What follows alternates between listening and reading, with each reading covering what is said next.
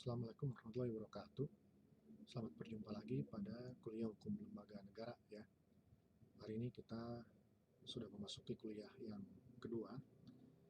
Jadi pada kuliah yang pertama kemarin kita masih membahas dasar-dasar daripada lembaga-lembaga negara yang meliputi istilah dan pengertiannya. Maka mulai kuliah kedua ini kita membahas lembaga-lembaga negara secara satu persatu ya.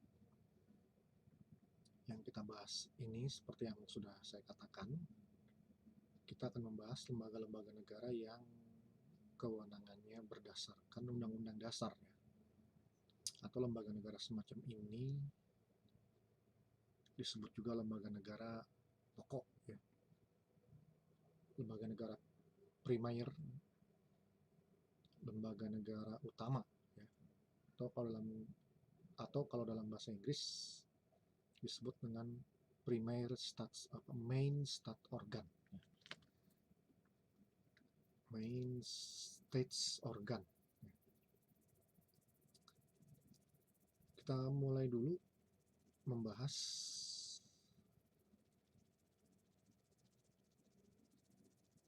lembaga ya, permusyawaratan rakyat yang disebut dengan MPR ya. MPR ini merupakan kependekan dari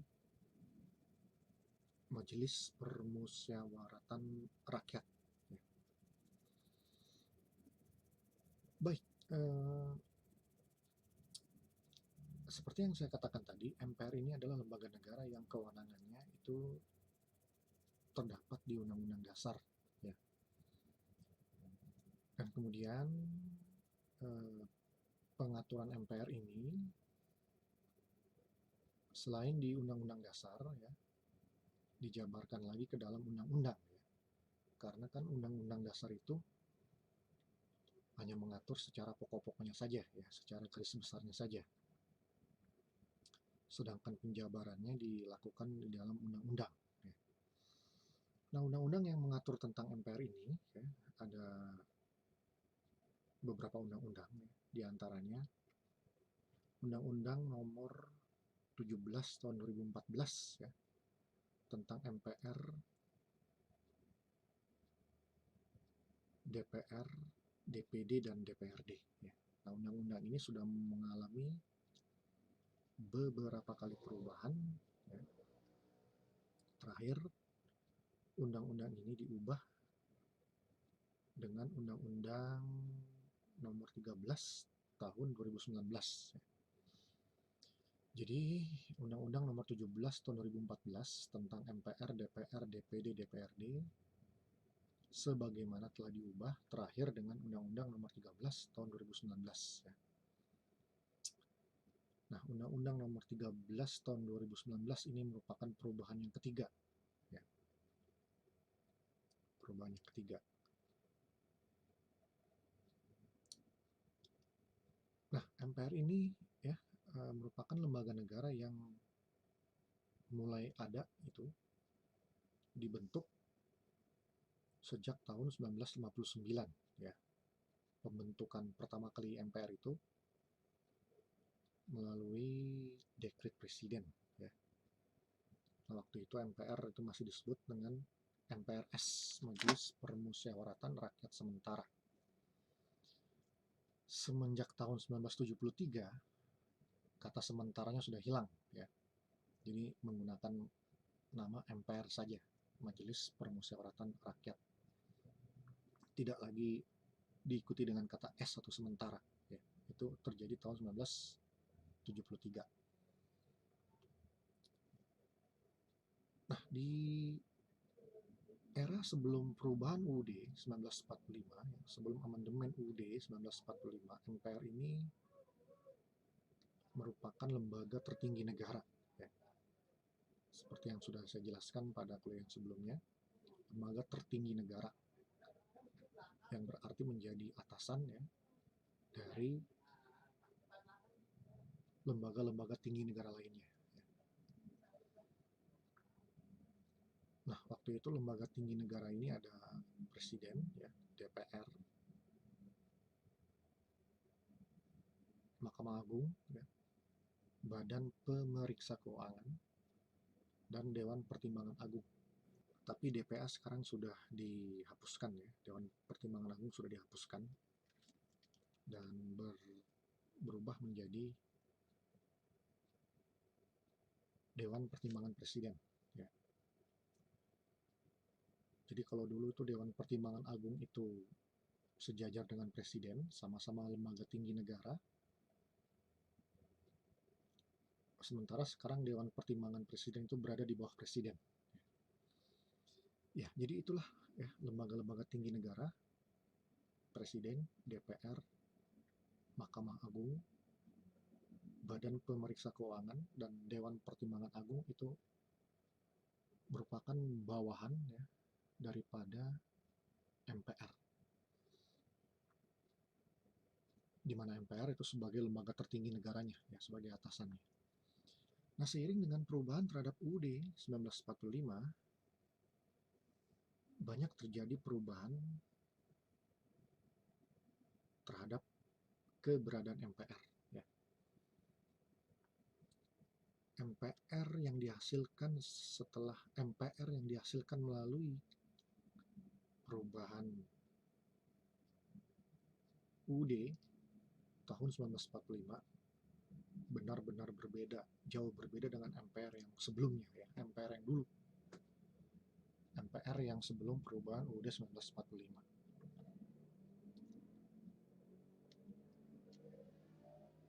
Nah, siapa yang melakukan perubahan UUD 1945? Ya, yang memiliki kewenangan untuk mengubah, ya, atau merevisi atau mengamandemen UUD 1945, yaitu MPR sendiri, ya. Jadi kalau ada terjadi perubahan terhadap diri MPR, nah itu MPR sendiri yang melakukannya, ya, karena MPR yang melakukan perubahan, karena MPR lah yang mengubah UUD 1945. Nah, apa saja yang berubah dari MPR, ya, dengan adanya amandemen UUD tahun 1945, ya. Ya, cukup banyak, ya, cukup banyak dan cukup mendasar perubahan terhadap MPR tersebut, ya. Yang pertama itu adalah perubahan yang pertama dari MPR akibat adanya perubahan UUD 1945, yaitu MPR tidak lagi berkedudukan sebagai lembaga tertinggi negara, ya, lembaga tertinggi negara. Nah, seperti yang saya bilang tadi, dulu itu MPR itu adalah lembaga tertinggi negara, ya. Tapi dengan adanya perubahan UUD itu sudah kehilangan statusnya, ya, sudah kehilangan predikat sebagai lembaga tertinggi negara. Ya, memang kedudukan sebagai lembaga tertinggi negara ini pada zaman UUD 1945 yang sebelum perubahan itu memang disinggung-singgung, ya, walaupun tidak secara rinci diatur, ya, dibahas di dalam penjelasan UUD 1945, ya. Tapi setelah perubahan UUD 1945 itu bagian penjelasan itu sudah dihapuskan, ya. Bagian penjelasan itu sudah tidak diakui lagi sebagai bagian resmi daripada UUD 1945. Nah, penjelasan UUD 1945 tersebut, ya, yang memberikan predikat MPR sebagai lembaga tertinggi, itu kemudian dijabarkan lebih lanjut ke dalam Ketetapan MPR nomor 3 tahun 1978. Ini mengatur tentang hubungan tata kerja, ya, antara lembaga tertinggi negara dengan atau antar lembaga tinggi negara. Nah, itulah, ya, beberapa ketentuan yang menjadi payung MPR sebagai lembaga tertinggi negara. Tapi kemudian yang saya bilang tadi, dengan dihapuskannya penjelasan UUD 1945 yang kemudian disusul dengan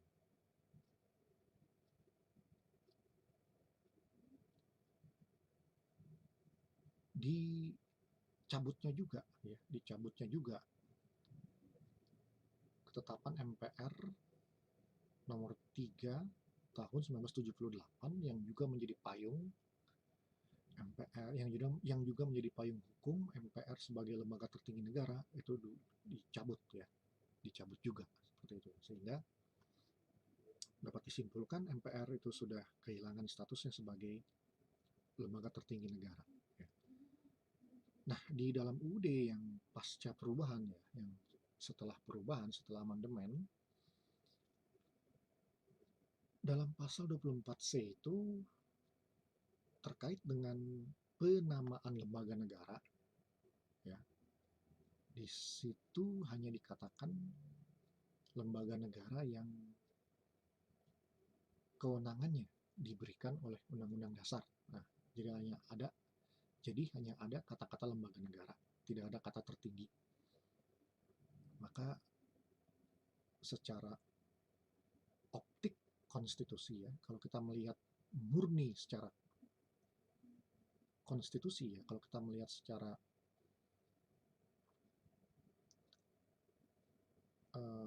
tekstual, ya, dari rumusan Undang-Undang Dasar 1945, maka MPR itu bukan lagi sebagai lembaga tertinggi, ya, tapi dia sebagai lembaga negara saja, ya, lembaga negara yang kewenangannya diberikan oleh Undang-Undang Dasar. Ya, karena sudah tidak ada kata tertinggi lagi, ya, karena sudah kehilangan predikat tertinggi, lembaga tertinggi, maka dapat disimpulkan MPR itu sejajar dengan lembaga-lembaga negara lainnya, ya, yaitu Presiden, DPR, ya, Dewan Perwakilan Daerah, DPD, Mahkamah Agung, MA, Mahkamah Konstitusi, MK, dan seterusnya. Ya, itu secara struktural, ya, bisa kita katakan sekarang terjadi kesetaraan antara lembaga-lembaga negara, ya, khususnya lembaga negara yang kewenangannya berdasarkan Undang-Undang Dasar.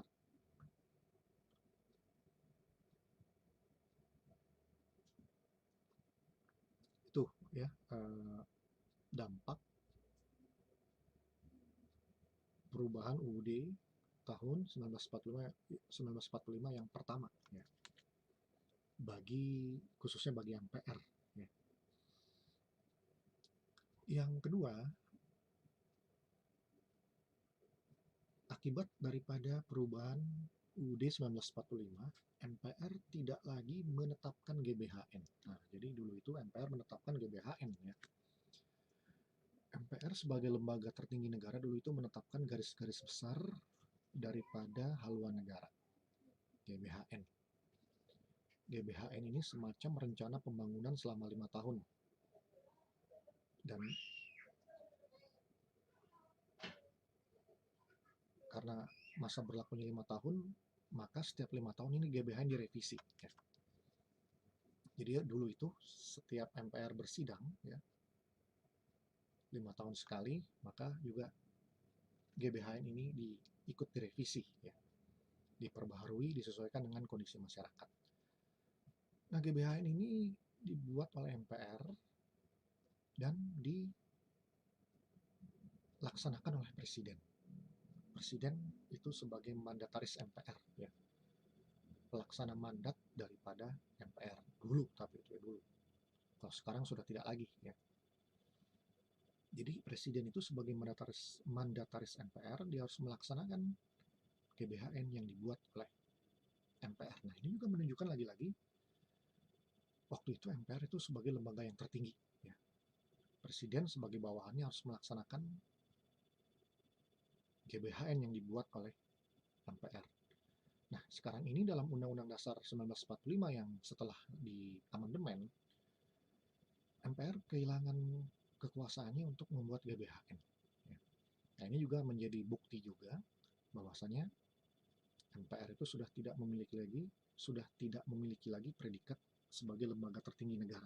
Ya. Timbul pertanyaan, lalu GBHN apakah bisa dikatakan menghilang begitu saja? Ya, kalau secara istilah yang menghilang, ya.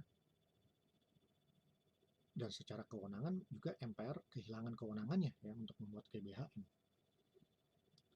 Tapi seperti yang saya jelaskan tadi, GBHN itu kan garis-garis besar semacam rencana pembangunan ya, jangka 5 tahun. Ya sekarang pun tetap ada ya yang namanya rencana pembangunan ya. Nah, jadi GBHN itu walaupun secara nama hilang tapi isinya ya, substansinya tetap ada ya. Tapi namanya sudah berubah ya, namanya sudah berubah. Sekarang bukan GBHN lagi, melainkan SPPN ya, SPPN. Sistem Perencanaan Pembangunan Nasional. Jadi kalau dulu itu GBHN, sekarang SPPN. Sistem Perencanaan Pembangunan Nasional ya, tapi bukan MPR ya yang membuat SPPN. SPPN ini dituangkan ke dalam undang-undang ya, yaitu Undang-Undang Nomor 25 Tahun 2004. Nah, undang-undang itu dibuat oleh DPR bersama Presiden.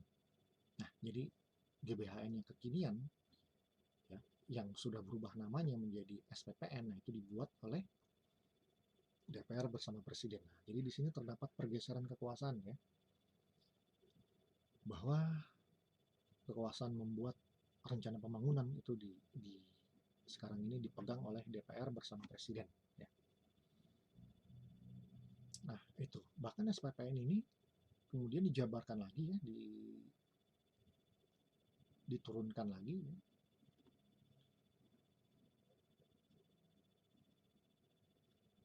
diderivasi lagi ke dalam RPJPN ya, Rencana Pembangunan Jangka Panjang Nasional ya, Rencana Pembangunan Jangka Panjang Nasional RPJPN. Ini juga sama, ini diatur dengan undang-undang ya.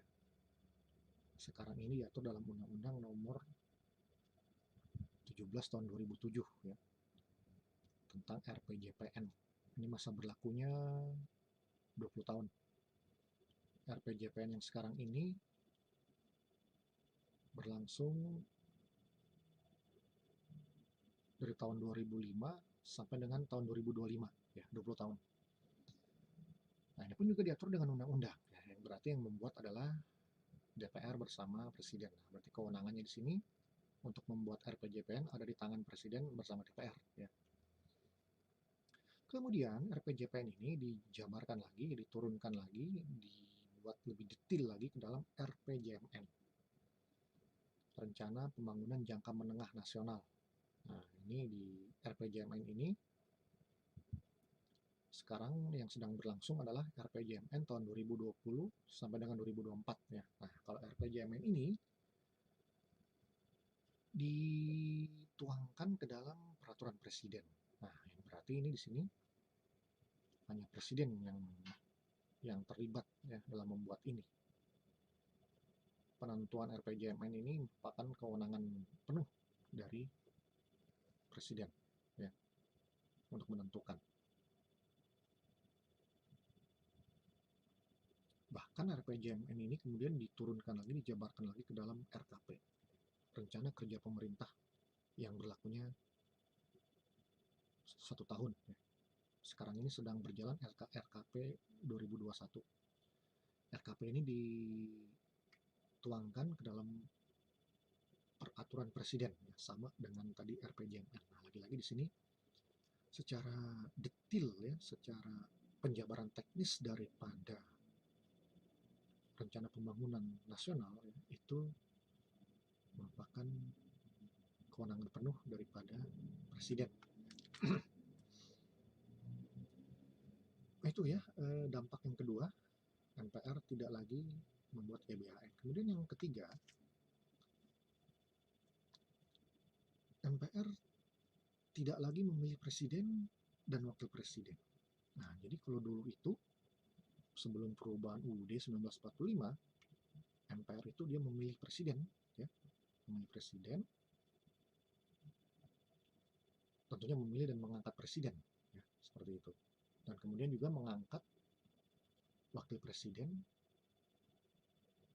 yang diusulkan oleh presiden terpilih, ya, seperti itu. Nah, jadi intinya dulu itu MPR itu mengangkat presiden dan wakil presiden. Sekarang sudah tidak lagi, ya. Ini juga menunjukkan lagi-lagi MPR sudah kehilangan predikat sebagai lembaga tertinggi negara, ya. Sekarang kita semua sudah tahu presiden dan wapres itu dipilih oleh rakyat dalam pemilu secara langsung, tidak lagi oleh MPR. Namun demikian, dalam kondisi darurat, ya, dalam kondisi-kondisi tertentu, memang MPR masih memiliki kewenangan untuk memilih presiden dan wakil presiden, ya, dalam kondisi tertentu. Tapi nampaknya untuk mencapai kondisi tersebut itu sangat sulit sekali, ya, karena syaratnya agar MPR itu memilih presiden dan wakil presiden, yaitu presiden dan wakil presiden yang sedang berkuasa itu dua-duanya berhalangan tetap, ya. Berhalangan tetap dua-duanya, harus dua-duanya. Jadi baik presiden maupun wapres itu dua-duanya berhalangan tetap. Berhalangan tetap di sini bisa berhenti, ya, berhenti atas kemauan sendiri, bisa diberhentikan, yang berarti kalau diberhentikan tuh ada suatu kesalahan yang dibuat, ya, sehingga diberhentikan, kemudian meninggal dunia, ya, dan terakhir tidak mampu lagi melaksanakan tugas-tugasnya, ya, sudah tidak cakep lagi, ya, tidak cakap lagi untuk melaksanakan tugas-tugasnya. Nah, misalnya tidak cakap lagi di sini karena presiden dan wapres itu dua-duanya menderita penyakit yang secara medis itu hampir mustahil untuk disembuhkan, ya.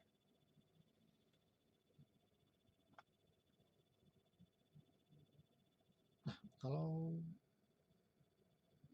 tercapai kondisi seperti itu, ya, baik presiden maupun wapres dua-duanya berhalangan tetap, maka barulah MPR memilih presiden dan wakil presiden yang baru, ya.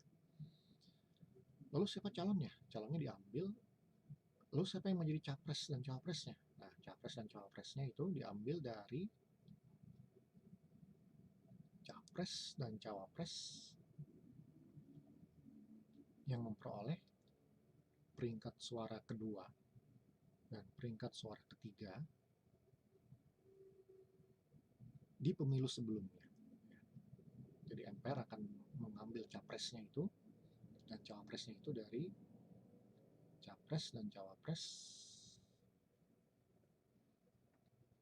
yang memperoleh peringkat suara kedua dan ketiga di pemilu sebelumnya.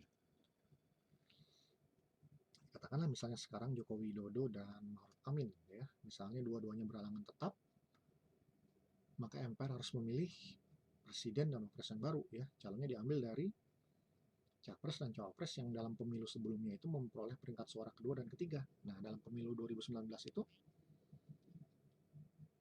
siapa yang mendapatkan peringkat suara kedua? Prabowo dan Sandiaga Uno, kan. Peringkat ketiga tidak ada. Nah, hanya tersedia satu pasangan calon, ya, karena memang waktu itu tahun 2019 itu yang bertarung dalam pilpres itu hanya dua pasangan saja, ya. Maka di sini hanya ada satu pilihan, ya, Prabowo dan Sandiaga Uno sebagai pasangan capres dan cawapres yang memperoleh suara atau peringkat kedua suara dalam pemilu. Ya, maka berarti MPR tidak ada pilihan lagi, ya, selain melantik pasangan tersebut, ya, menjadi presiden dan wapres yang baru, menggantikan yang lama yang dua-duanya berhalangan tetap. Ya, tapi untuk mencapai kondisi ini, ya, itu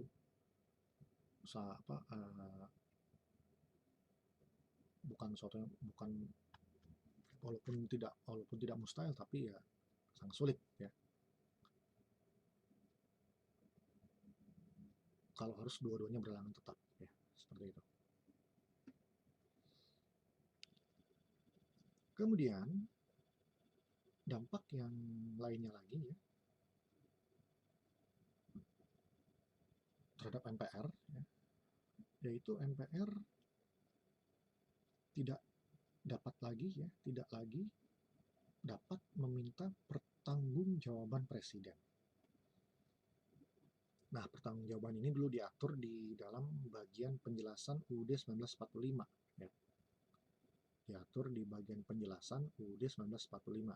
Tapi lagi-lagi saya ulangi ya, bahwa bagian penjelasan itu sudah dihapus ya. Sehingga payung hukum tentang kewenangan MPR untuk meminta pertanggungjawaban presiden juga sudah hilang ya. Maka dewasa ini MPR tidak lagi meminta pertanggungjawaban presiden. Kalau kita flashback sedikit ke sejarah masa lalu ya, zaman sebelum perubahan UUD 1945, maka itu presiden setiap 5 tahun di akhir masa jabatannya wajib memberikan pertanggungjawaban di akhir masa jabatan kepada MPR. Nanti MPR akan menilai dan hasil akhirnya MPR bisa menerima atau menolak pertanggungjawaban tersebut. Nah, ini disebut dengan pertanggungjawaban di akhir masa jabatan. Pada zaman Orde Baru ya, zaman Presiden Soeharto, maka MPR waktu itu selalu menerima pertanggungjawaban akhir masa jabatan dari Presiden Soeharto ya. Selama 7 periode Soeharto menjadi presiden, MPR selalu menerima pertanggungjawaban di akhir masa jabatan Presiden Soeharto ya, seperti itu.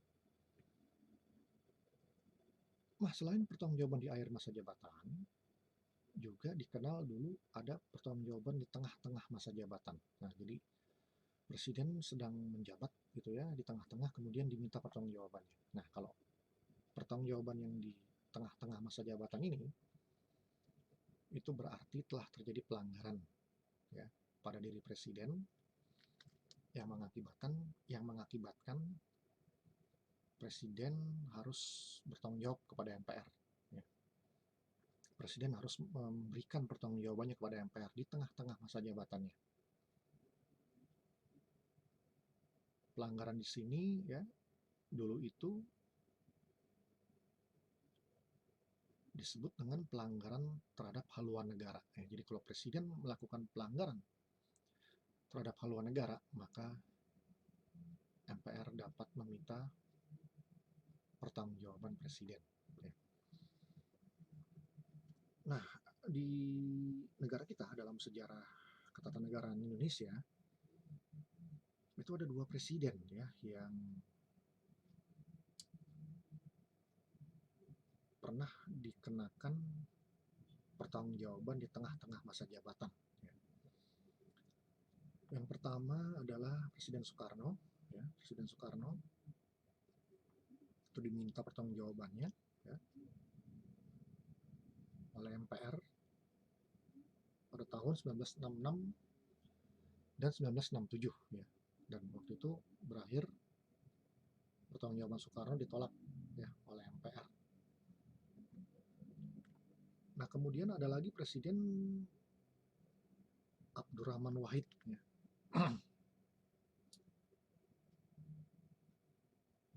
Juga diminta pertanggungjawabannya oleh MPR di tengah-tengah masa jabatan. Nah, seperti yang saya katakan tadi, kalau seorang presiden itu diminta pertanggungjawabannya di tengah-tengah masa jabatan, itu berarti ada sebuah pelanggaran ya yang dilakukan. Nah, berbeda dengan Soekarno yang memberikan pertanggungjawaban kemudian ditolak ya, oleh MPR, yang penolakan ini kemudian mengakibatkan Soekarno diberhentikan sebagai presiden ya. Abdurrahman Wahid kasusnya beda lagi ya. Abdurrahman Wahid atau Gus Dur ya, beliau tidak mau memberikan pertanggungjawaban, ya, menolak untuk memberikan pertanggungjawaban. Tapi hasil akhirnya sama, ya, dengan Soekarno, yaitu sama-sama diberhentikan juga sebagai presiden. Nah, satu-satunya presiden yang pernah ditolak pertanggungjawabannya di akhir masa jabatan, ya, di akhir ya, bukan di tengah-tengah masa jabatan, yaitu Presiden Habibie, ya, Presiden Habibie. Jadi beliau itu waktu itu mempercepat pemilu sehingga juga makin mempercepat masa jabatannya berakhir, ya. Nah, di akhir masa jabatan beliau memberikan pertanggungjawaban dan kemudian hasilnya ditolak oleh MPR. Padahal waktu itu Habibie juga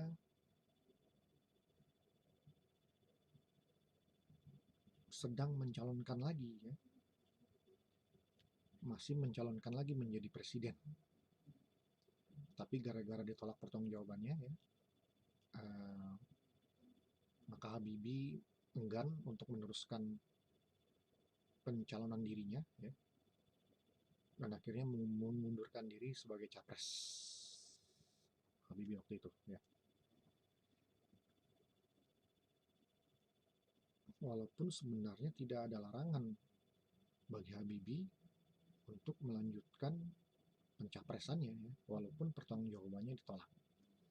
Jadi kalau pertanggungjawaban di akhir masa jabatan itu tidak memiliki sanksi apa-apa, ya, selain sanksi moral saja, tapi tidak ada sanksi hukum.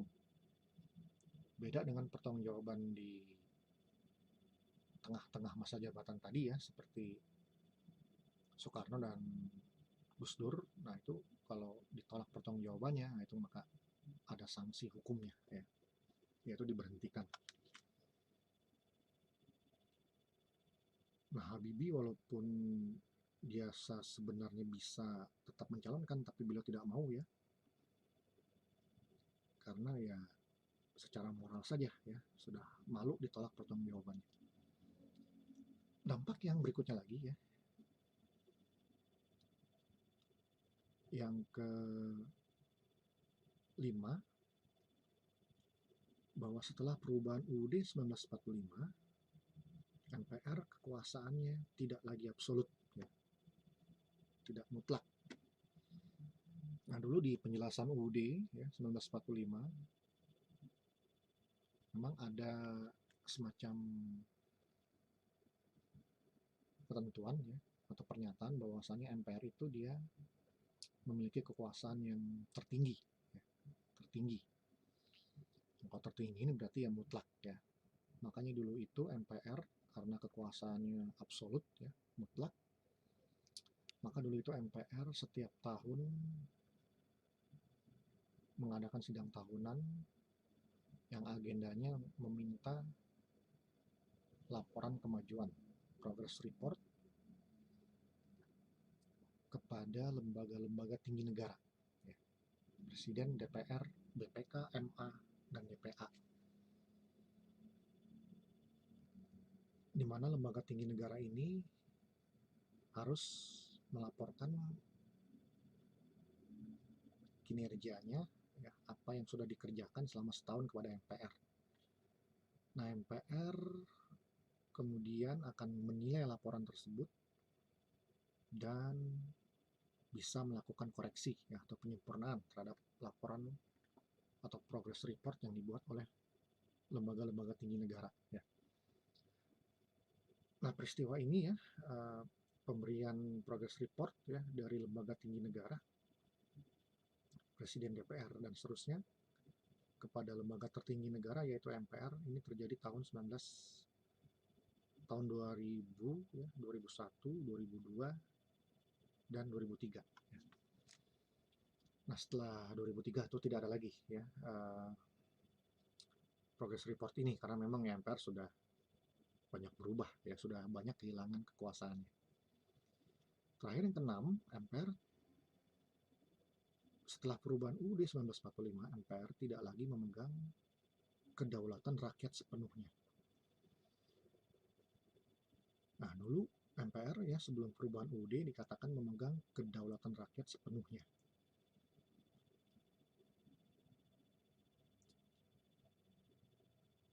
Ya, kenapa demikian? Ya, itu karena presiden sebagai mandataris MPR, dia harus melaksanakan kebijakan-kebijakan yang dibuat oleh MPR, ya, seperti itu.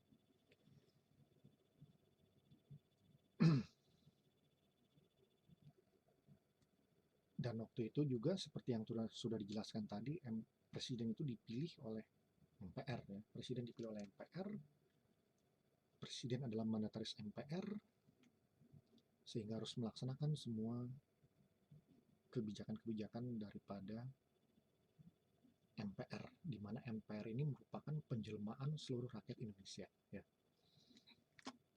Makanya dikatakan MPR memegang kedaulatan rakyat. MPR sebagai penjelmaan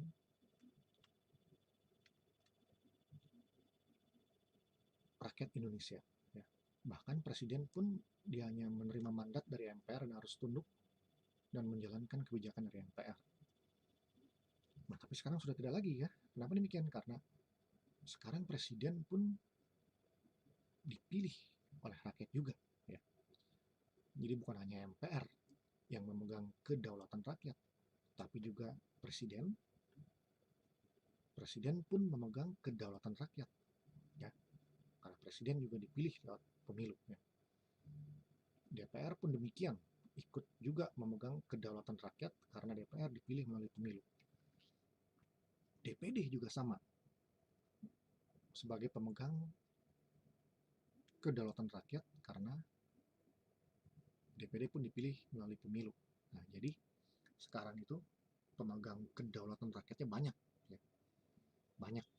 Presiden, DPR, DPD, dan seterusnya. Nah, kalau dulu itu cuma satu lembaga saja yang memegang kedaulatan rakyat, yaitu MPR, ya. Tapi sekarang sudah dibagi-bagi.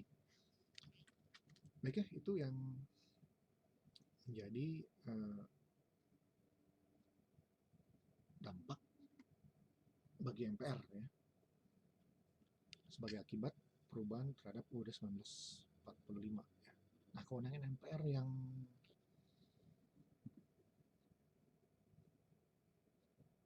masih eksis, ya, saat ini, terutama kewenangan yang sangat besar, ya. Tadi kita lihat MPR sudah banyak kehilangan kewenangan, ya, tapi MPR ya tetap masih ada punya kewenangan, ya. Nah, salah satunya yang kewenangan yang cukup besar, yang signifikan adalah MPR masih berwenang untuk mengubah, ya, atau merevisi atau mengamandemen UUD 1945, ya. Tapi pun tugas untuk mengamandemen UUD ini bukan tugas yang bisa dilakukan sehari-hari, ya. Ini tugas yang belum bisa diprediksikan kapan lagi itu MPR akan melakukan perubahan terhadap UUD 1945, ya. Jadi walaupun MPR memiliki kewenangan yang sangat besar sekarang ini, yang masih tersisa, ya, yaitu mengubah UUD, mengamandemen UUD, tapi mengamandemen UUD itu merupakan tugas yang pelaksanaannya itu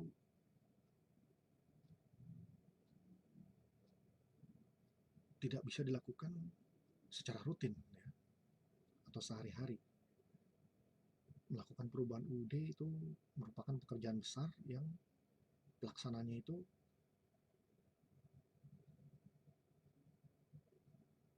panjang waktunya, ya. Misalnya tidak bisa dilakukan setiap tahun, ya. Seperti undang-undang kan itu dalam setahun bisa menghasilkan berapa undang-undang, ya. Tapi kalau perubahan UUD itu ya nggak mungkin dalam setahun misalnya terjadi perubahan terjadi perubahan UUD sebanyak 3 kali perubahan dalam setahun. Nah, itu bisa dikatakan sangat sulit terjadi, ya, seperti itu.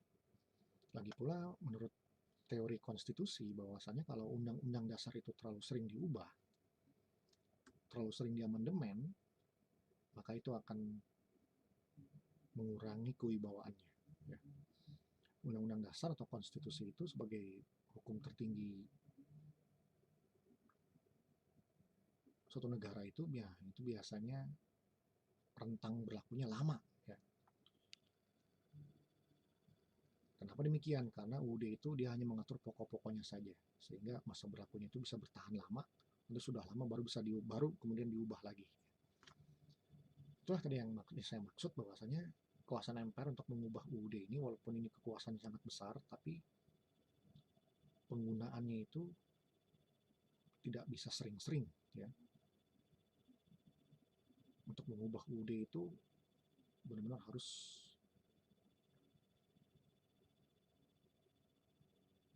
dimatangkan sekali ya, dan itu butuh waktu yang lama ya, seperti itu. Baiknya itu saja yang mungkin yang bisa saya sampaikan hari ini. Nanti kita lanjut lagi ke tugas-tugas MPR ya pada kuliah yang berikutnya. Baik, lebih kurangnya mohon maaf. Wassalamualaikum warahmatullahi wabarakatuh.